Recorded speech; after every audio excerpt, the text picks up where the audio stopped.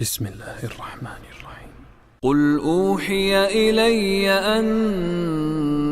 استمع نفر من الجن فقالوا إنا سمعنا قرآنا عجبا يهدي إلى الرشد فآمنا به ولن نشرك بربنا أحدا وأنه تعالى جد ربنا ما اتخذ صاحبة ولا ولدا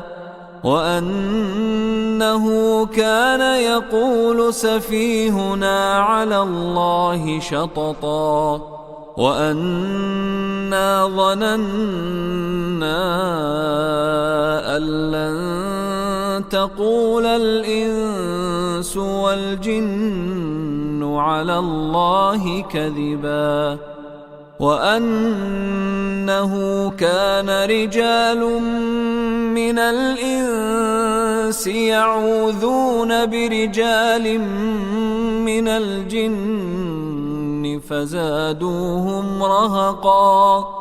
وأنهم ظنوا كما ظننتم أن لن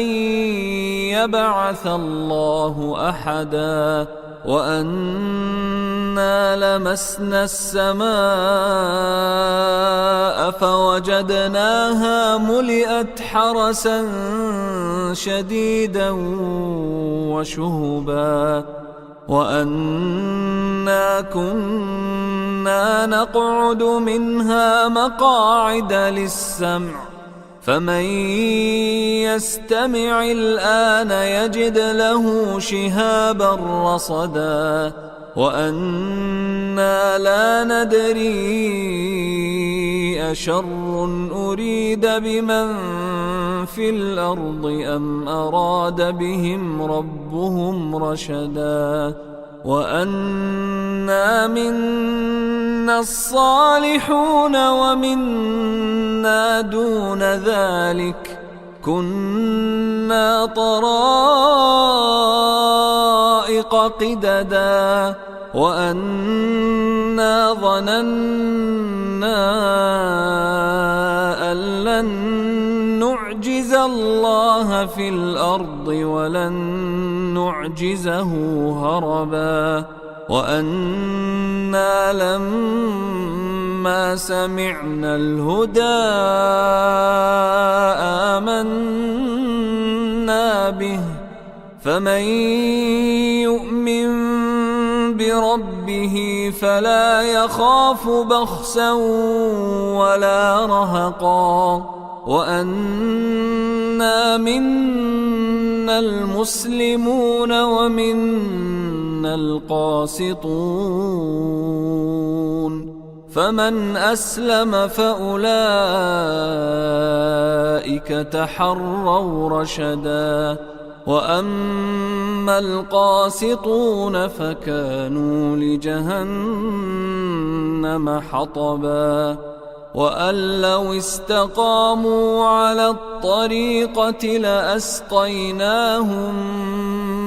ماء غدقا لنفتنهم فيه ومن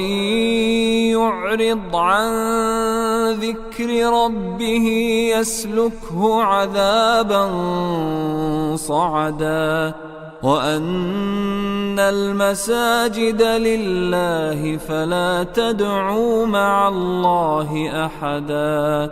وأنه لما قام عبد الله يدعوه كادوا يكونون عليه لبدا قل إنما أدعو ربي ولا أشرك به أحدا قل إني لا أملك لكم ضرا ولا رشدا قل إني لن يجيرني من الله أحد ولن أجد من دونه ملتحدا إلا بلاغا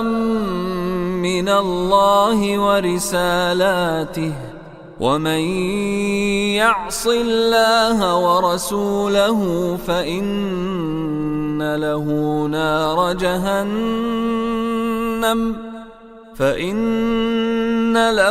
نار جهنم خالدين فيها أبدا حتى إذا رأوا ما يوعدون فسيعلمون من أضعف ناصرا